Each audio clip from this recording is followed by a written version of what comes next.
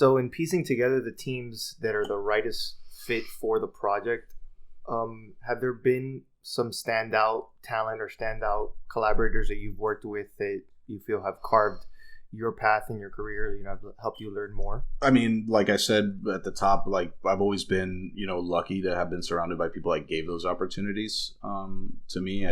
Somebody that like honestly opened the first door was David Verjano. He's a director that works now in animation and has been doing that for quite some time now in LA. And like I said, I think, he really opened my eyes and not only did he like give me the opportunity, he like took the time to show me everything, right? And when you're talking about getting on your first set, like I was nervous as hell. I didn't know anything. Film has all the lingos that like makes you feel excluded if you don't know them. And David went to film school and I didn't, and I just knew that I wanted to do something. And he was like, yeah, come out and like, PA a music video. And like from that moment, I was absolutely in love with being on a set. And part of that is like, I like making real-time decisions. That's why I don't like post. Because when you're on a set and there's an issue, you have like 5 minutes to figure out how to get out of it. And I like that. I don't like, oh, why don't we take a day or 2 days to think about it? Like, we don't need that.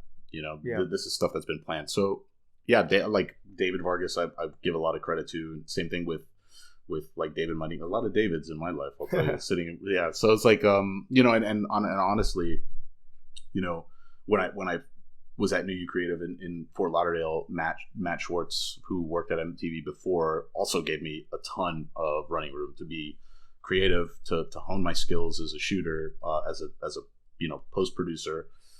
I owe a lot to the experiences that I got early on.